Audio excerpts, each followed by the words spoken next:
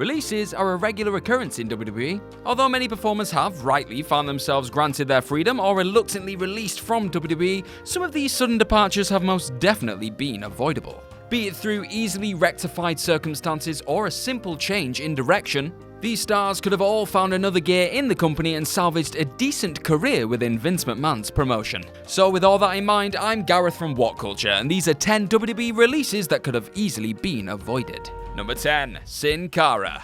The character of Sin Cara has had a rough old ride in Vince McMahon's company over the years. After what seemed like a momentous debut on the main roster in 2011 and being hailed as the next Rey Mysterio, the first iteration of the character found himself slapped with a 30-day suspension after violating the wellness policy for the first time. This version of Sin Cara was portrayed by Luis ARIES and would eventually be replaced by Jorge ARIES. After a weird Sin Cara imposter feud between the two had reached its climax, ARIES carried on playing the part for a few more years before leaving to return home to Mexico. Determined as ever to keep the Sin Cara character alive, WWE would allow ARIES to take the Sin Cara mantle back up, and he would meander around the mid-card for years until being finally released in December 2019. This was one of the few rare missteps for Triple H's recruitment policy, and you have to imagine that if a bit more mileage had been found in ARIES' entertaining Lucha Dragons team with Kalisto, the character of Sin Cara could have found a home in WWE for a little while longer.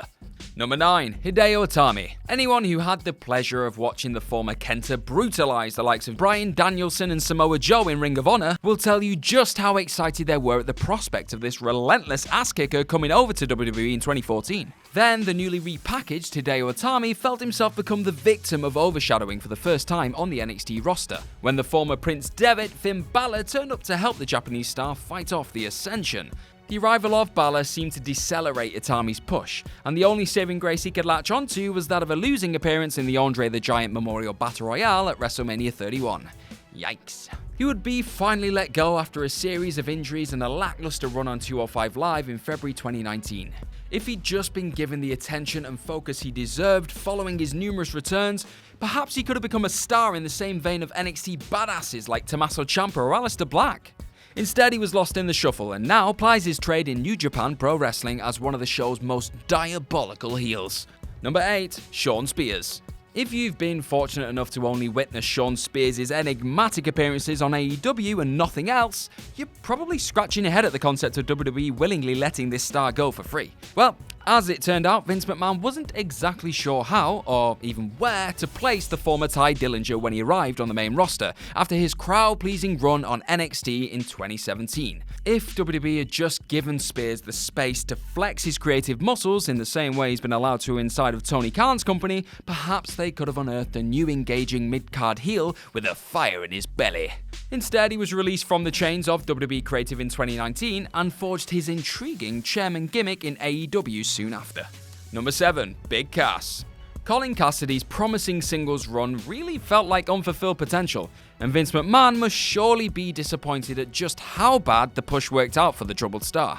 Post-breakup with the human gnat that is Enzo Amore and a serious ACL injury, Cass was next in line for one of the company's infamous big guy pushes in April 2018 and proceeded to bully a returning Daniel Bryan over the coming weeks. Though he was far from the finished product, Cass was being given the opportunity to grow in the ring with one of the best to ever lock up.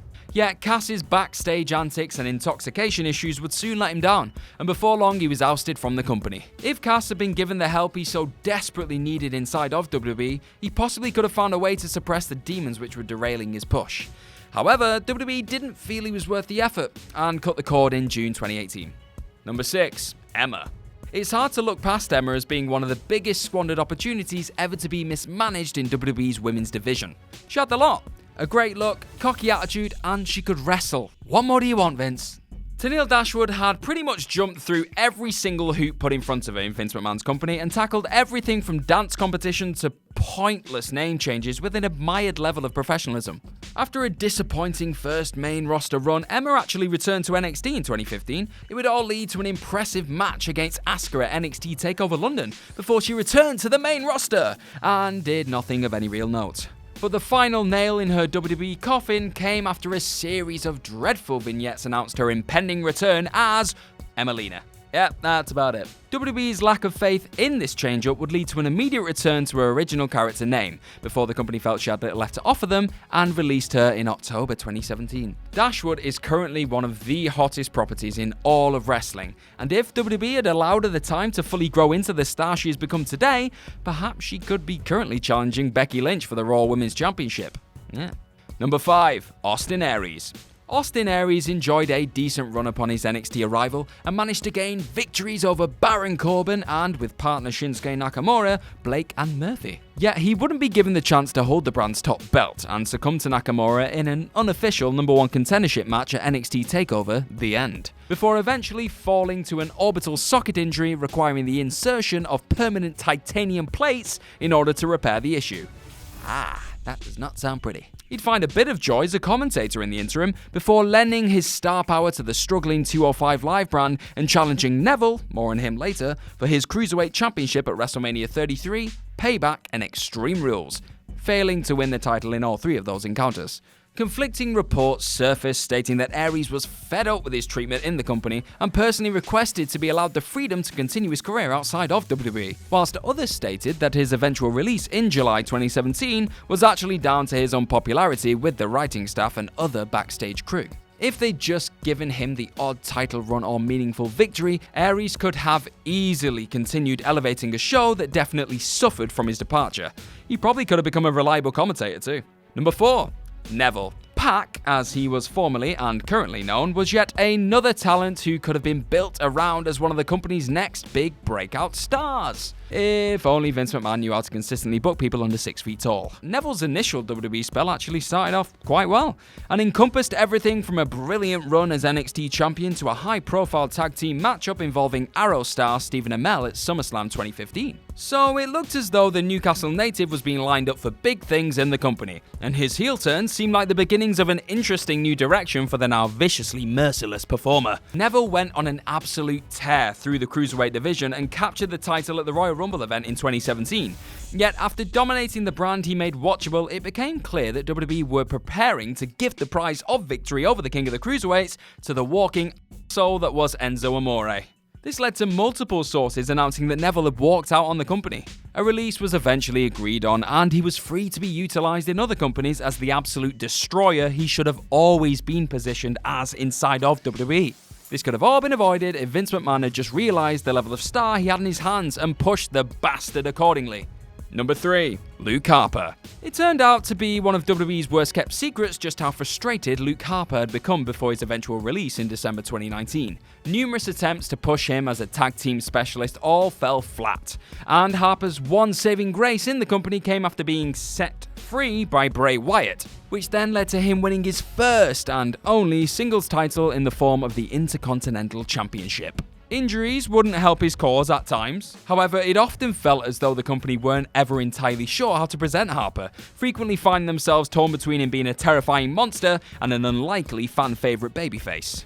This lack of direction reared its ugly head again in 2019 when Harper returned to assist old pal Eric Rowan at Clash of Champions in his match against Roman Reigns, only for Rowan to then soon find himself with a weird burlap sack covered cage on Monday Night Raw, leaving Harper in the wilderness once again a few weeks later.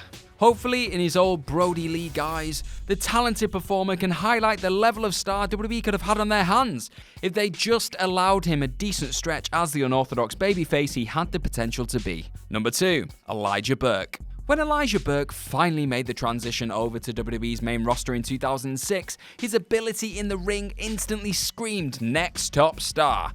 And his exploits on commentary also helped highlight just how good he could be on the mic too. So he had all the credentials needed to become a main event caliber performer in WWE. Or so you think. Burke would actually enjoy a decent singles run in the wake of his part in ECW's New Breed stable, taking on CM Punk for the ECW World Championship at Unforgiven, and found himself involved in a short feud with then World Heavyweight Champion Batista towards the end of the year. However, Burke wouldn't really be given a chance to capitalise on his singles appearances and was unceremoniously booted out of the company in November 2008. In interviews following his departure, Burke mentioned how he felt as though he had gotten lost in the shuffle due to a few backstage changes. If that was the case, then WWE should rightly rue not realising what level of talent they had under their noses. And Burke's run as D'Angelo De Niro in TNA certainly proved what a seismic impact he could have made on WWE's programming if he was given the chance. Number 1. Mr. Kennedy. Mr. Kennedy! Kennedy was bloody brilliant throughout his tragically short WWE career. Yet, despite becoming a United States champion, Mr. Money in the Bank, and even shooting a film under WWE's umbrella, Kennedy's star looked destined to be dashed before he'd ever got a chance to rise to the unprecedented heights expected. The reason, I hear you ask? Well, he pissed off the wrong people. Simple as that. The one-man wrestler announcer was released just 4 days after a return from a shoulder injury in 2009, coming fresh off the back of a 10-man tag match on Monday Night Raw involving one John Cena and Randy Orton. Orton and Cena apparently rushed straight to the boss after the match and complained about Kennedy's lack of safety in the ring, which then led to McMahon agreeing with his cherished superstars and giving Kennedy the boot. It's foolish to state that Kennedy would still be a WWE employee if he'd simply just, not drop Randy Orton on his neck. Yet you can't help but think he could have stood a better chance of survival if McMahon had not terminated his employment so soon after such an accidental cock-up.